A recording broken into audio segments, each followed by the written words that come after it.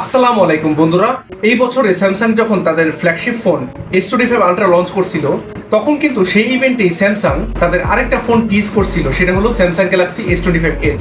আর তখন থেকেই কিন্তু টেক দুনিয়ায় সবার আগ্রহের একদম কেন্দ্রবিন্দু হয়ে গেছিল এই ফোনটা।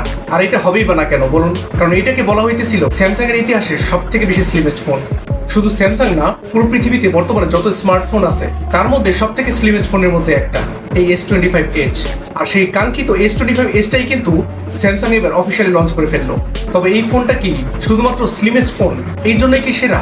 মানে দেখতে কুল আর লুকসটা গর্জিয়াস, জাস্ট এই একটা দিকে কি ভালো, নাকি অন্যান্য দিক দিয়েও এই ফোনটা সেরা হওয়ার দাবি রাখে, সেটা আমরা জানবো আজকের ভিডিওতে। শুরুতেই যদি এই ফোনটার বিল্ডার ডিজাইনের কথা বলি, তাহলে এই ফোনটার সব থেকে যে আকর্ষণীয় জায়গাটা সেটা হবে এটা স্লিমনেস। মানে এই ফোনটা এতটাই স্লিম যেটা দেখে আপনার মনে হবে যে একটা ফোন কিভাবে এত স্লিম হইতে পারে। মানে মাত্র 5.8 মিলিমিটার থিকনেস এই ফোনটার, আর এই ফোনটার ওজন মাত্র 163 গ্রাম। আর এই 163 গ্রাম শুনে আপনারা অবশ্যই বুঝতেছেন যে এই ফোনটা কি পরিমাণে হালকা হবে। মানে বর্তমানে কিন্তু এরকম হালকা ফোন দেখাই যায় না। তবে এত স্লিম আর হালকা হওয়ার পরেও এই ফোনটা কিন্তু যথেষ্ট স্ট্রং। মানে এই ফোনটাতে ব্যবহার করা হয়েছে গরিলা গ্লাস সিরামিক 2, আর সেই সাথে এই ফোনে IP68 এর রেটিং তো আছেই। তবে ডিসপ্লে সেকশনটা কিন্তু স্যামসাং গ্যালাক্সি S25 প্লাস এর মতনই, অর্থাৎ এখানেও 6.7 ইঞ্চের 120 হার্জ রিফ্রেশ রেটের একটা LTPO AMOLED ডিসপ্লে ইউজ করা হয়েছে। আর প্রসেসর আর সফটওয়্যার সেকশনে সেই আগের মতনই স্ন্যাপড্রাগন 8 এলিট সাথে One UI 7 এর সাথে লঞ্চ করা হয়েছে। বাট যেখানে ডাউনগ্রেড করা হয়েছে এই ফোনটা, সেটা হলো এই ফোনের ক্যামেরাতে। কারণ মেইন ক্যামেরা সেন্সর এখানে সেম হইলেও এখানে কিন্তু কোনো টেলিফোটো ক্যামেরা ইউজ করা হয় নাই। মানে এখানে আমরা S25 আলট্রার যে পেরিস্কোপ জুম লেন্স সেটা তো বাদই দিলাম, ইভেন S25 প্লাসের যে টেলিফোটো ক্যামেরাটা সেটাও এখানে ইউজ করা হয় নাই। এখানে জাস্ট ইউজ করা হয়েছে S25 প্লাসের মতো 12 মেগাপিক্সেলের একটা আলট্রা ওয়াইড সেন্সর, আর ফ্রন্ট ক্যামেরাও 12 মেগাপিক্সেলের রাখা হয়েছে।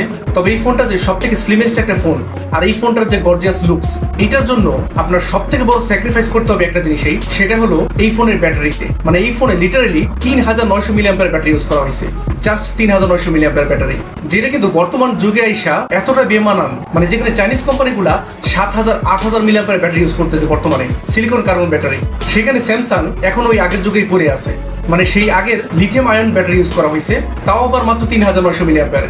মানে আমার মনে হয় স্যামসাং এখানে বিশাল বড় একটা সুযোগ মিস করলো। কারণ স্যামসাং যদি এখানে কোনোভাবে সিলিকন কার্বন ব্যাটারি ইউজ করতে পারতো, তাহলে কিন্তু অন্তত তারা এখানে 5000 মিলিঅ্যাম্পিয়ার ব্যাটারি ইউজ করতে পারতো, যেটা কিন্তু যথেষ্ট হইতো এই ফোনটার জন্য। বাট সেটা কিন্তু তারা করে নাই। সেই সাথে এই ফোনটা মাত্র 25 ওয়াটের চার্জার সাপোর্ট করে, মানে চার্জিং স্পিড অনেক স্লো। আর এই ফোনটার প্রাইসও রাখা হয়েছে একদম ফ্ল্যাগশিপ লেভেলের। মানে আমেরিকাতে এই ফোনটা লঞ্চ হয়েছে $1099, আর বাংলাদেশে আস্তে আস্তে কিন্তু এই ফোনটা প্রায় 1.5 লাখ টাকার হবে। শুরুতে হয়তো প্রাইস আরো বেশি হইতে পারে, বাট এখন কথা হলো 1.5 লাখ টাকায় আপনার এই ফোনটা কেনা উচিত হবে কিনা। এখন আপনাকে এটা খেয়াল রাখতে হবে, এই ফোনে কিন্তু অনেক স্যাক্রিফাইস আছে, বিশেষ করে এটার ক্যামেরা আর ব্যাটারিতে। আর এই দুইটা জিনিসই কিন্তু আমাদের বর্তমান লাইফে অনেক বেশি ম্যাটার করে, কারণ আমরা সবাই কিন্তু এখন টেলিফোটো লেন্স ইউজ করি। আর যেহেতু বর্তমানে আমরা বেশিরভাগ সময় স্মার্টফোনে কাটাই, এর জন্য এই ফোনে যে এত ছোট সাইজের ব্যাটারি ইউজ করা হয়েছে, এই ব্যাটারিটা আপনাকে অবশ্যই ভোগাবে। মানে আপনি শান্তিতে ফোন চালাতে পারবেন না, একদিনে হয়তো 2-3 বার চার্জ করা লাগতে পারে আপনি যদি হেভি ইউজার হন। সো আপনি যদি প্র্যাকটিক্যালি চিন্তা করেন, তাহলে কিন্তু এই ফোনটা নেওয়ার কোনো সেন্সই হয় না।